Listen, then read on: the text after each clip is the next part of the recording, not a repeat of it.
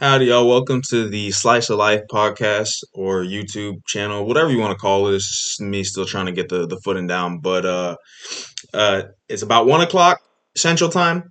February 16th is the weekend after the All Star break for the NBA. So we're about to get back into the second half of the NBA season. It's when a lot of people think that okay, now this is when the NBA season begins. A lot of people say it doesn't really start until Christmas, or it doesn't really start until after the All Star break, because that's when the NFL season dies down. MLB hasn't gotten to the full swing of things yet, or hasn't even gotten into the swing of things yet. They're just now getting to spring training. We'll talk about baseball. We'll talk about the NFL offseason. But today, focusing on the NBA, we have the All Star weekend.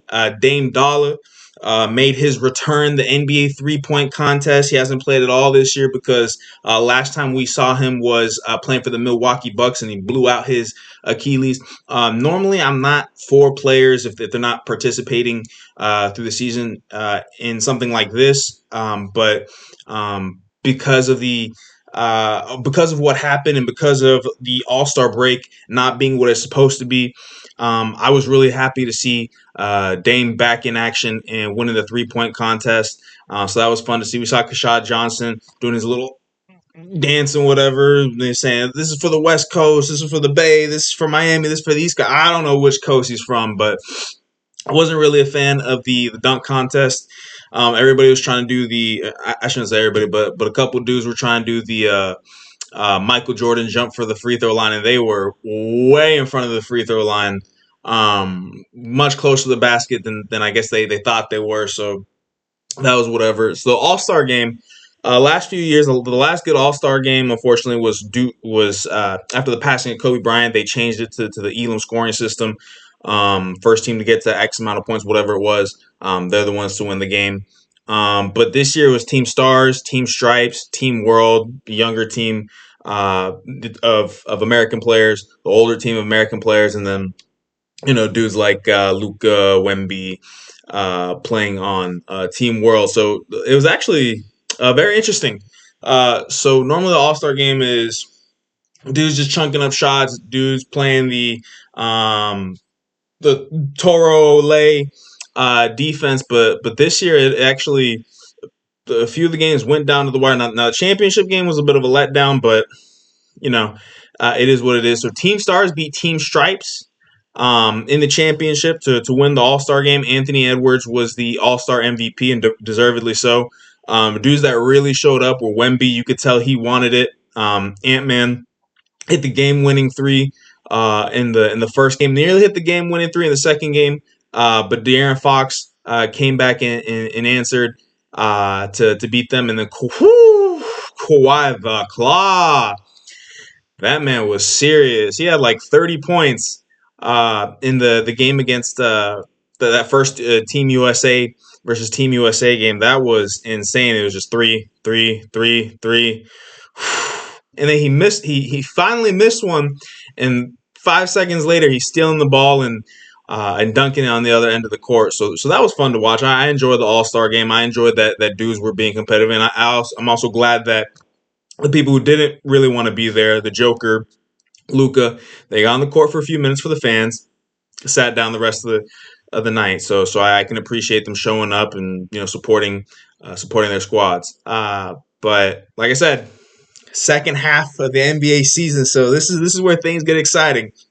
So Phil Jackson has this rule, right? Phil Jackson, the Zen Master, whatever you want to call him, 11 championships, one of the greatest coaches in the history of the NBA. A lot of people will say that, oh, well, he coached Michael, he coached Shaq, he coached Kobe, whatever. He has this rule to determine who the real contenders are. They will win 40 games before they lose 20 games. And that has been the rule, all but like 5 times, and not really including lockout shortened season. There's years where the Spurs, the Heat, the LeBron Heat played lockout season, won the championship. That we're not going to talk about those. Now, Milwaukee, though, they played the COVID shortened season. the reason I'm not talking about those other teams, they didn't lose 20 games during the regular season. Now, Milwaukee, so there's a few teams. There's 4 teams. The 95 Rockets, the '04 Detroit Pistons, the '06 Miami Heat, the 2021 Milwaukee Bucks. So let's talk about them real quick. So in 1995, the Rockets are coming off their '94 championship where they beat the New York Knicks, right? Olajuwon was the MVP of that season. They were trending the wrong direction, right? So what happens is the defending champions traded for Clyde Drexler, and then they faced some of the toughest competition you'll ever have, one of the hardest roads ever to win a championship. At the time in which they first got to 20 losses, they were 23-20. Again, only the 95 Rockets truly had a mountain to climb. They were the lowest seed ever to win a championship, the 6th seed. They beat the Jazz. They beat the Suns, kiss of death. They beat the Spurs. That's when Olajuwon came out and said, I should have been the MVP. And they swept Shaq and the Magic to go back to back. So that was the first team. And this is since the 3-point. This is since 1980 when the 3-point line finally became a thing. So they're the first team to lose 20 before winning 40 and go on to win a championship. Second team, the '04 Detroit Pistons. Now, they traded for Rasheed Wallace in midseason, and they had a historically great defense. They were 34-20 at the time that they first lost 20. So it took about 8 games for them to get to that 40th win, but they weren't very far off. The '06 Miami Heat. Pat Riley took over midseason. When they got to their 20th loss, they were 32-20. Took about 10 games to get to that 40th win. But again, they weren't too far off. And then I kind of mentioned them earlier, 2021 Milwaukee Bucks. Just a COVID shortened season. They were 35-20. Load management, COVID shortened season, so it was a little bit funky. But those are the only 4 teams to win a championship since 1980, losing 20 games before they won 40. Why am I mentioning all this? So here's the thing. Right now, there's only 4 teams, as at this moment in time, February 16th, 1:11 p.m. Central Time. As of this moment, there's 4 contenders. In the East, Detroit Pistons. They are 40 wins, 13 losses. So they've clinched that mark. Boston in the East. They have not clinched the mark. They have 35 wins and 19 losses. So do they get to 5 wins before they get to 1 loss? If they get to that 1 loss, how long does it take them to get to that 40th win? We'll see. In the West, there's only 1 team, Oklahoma City Thunder. 42 wins, 14 losses. So they've clinched that mark.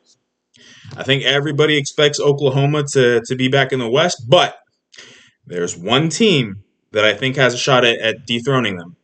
The San Antonio Spurs, as much as it hurts me to say, because I hate San Antonio with a passion. San Antonio Spurs, 38 wins, 16 losses. I would bet my money that they get to 40 wins before they get to 20 losses, so we'll see how that goes. Right now, the Houston Rockets are 33 wins and 20 losses, so we season is essentially over if you ask Phil Jackson. But I mean, again, the Rockets were 23-20. They won the championship. I know we don't have an Olajuwon. We don't have a Clyde Drexler. Heck, we don't even have a Van Vliet. I know the Pistons are there 34-20. That was one of the greatest teams of all time. We don't have a Chauncey Billups. We don't have a Rip Hamilton. We don't have the Wallace twins, Ben or Rashid. The Miami Heat, we don't have a Pat Riley coaching us. We don't have a Shaq. We don't have a D Wade. They were 32-20. Milwaukee, we don't have a Giannis. Thankfully, they were 35-20. It was a COVID shortened season. So I do think the odds are stacked up against us. It's not impossible. We've seen it happen before. But I don't think it's going to happen. Rafael Stone, after the trade deadline, asking, why wasn't there any moves being made? He said, well, rhetorically asked himself, is this just not our year? That's a quote. You look it up. There's also reports now coming out that had they known that Fred VanVleet would have got hurt, had they known he's not available to them, they probably wouldn't have made the KD trade. And I mean, hindsight's 2020 is the phrase they use, but I mean that's easy to say. That was a win now move. So of course they expected Fred VanVleet to be healthy. They expected Steven Adams to be healthy. So a lot of people making a lot of like, oh, they wouldn't have made. It's nothing, right? Because The expectation was to win a championship. So of course, if you don't feel like you could win a, because last year we were the 2 seed, we lost to because Jalen Green just choked in the playoffs. A lot of inexperience. We lost to a team that won 4 championships. They had been in what felt like 100 championships in the last 10 years. The Golden State Warriors, Steph Curry, Draymond, heck, even Jimmy Butler had played in the NBA Finals a couple times, even though he didn't come out on top. So we just played a very experienced team, and then of course Draymond's throwing punches and kicks and tackling and slapping, but that's besides the point. So I say that to say it's a whole lot of nothing. People making big news out of this. They wouldn't have made the trade had they known. Of course not. Um, and then of course there's all sorts of leaked images coming out saying that Katie had a burner account. Everybody has a burner account in the NBA, from my understanding, or celebrities, is my understanding. And he wasn't saying some nice things. He was calling Jabari Smith retarded. He called Russell Westbrook a cocaine bear. It says Steve Kerr hates dark skinned folk because of Michael Jordan. I don't think it's real. If it is real, who cares? I mean, amongst the fans, I see people like, "What is the NBA going to do?" Now, look, if Kawhi Leonard is still playing for the Clippers after all this damning evidence that came out against Steve Ballmer and what they were doing behind the scenes, if he's getting off scot free, if the Clippers getting off scot free, why would the NBA? Why would Adam Silver care about what's going on with allegedly with Kevin Durant's burner account? Again, it's a lot of people making a whole lot of hoopla about nothing, right? So again, I think OKC is the team that's going to come out of the West. I think San Antonio has a shot at dethroning them. So the Rockets are done playing OKC this year. We got 1 game left against San Antonio, but we're done with OKC. So play them 3 times. We played them opening night in the double OT thriller. Was it double? I'm pretty sure it's a double OT thriller, right? We lost, and then we lost on January 15th, and then just a few weeks ago, February 7th, no SGA, no J Will. We barely came out on top.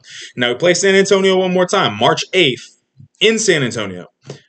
We've split the season series so far. The first time we played them in November, we lost that. I think that was a cup game.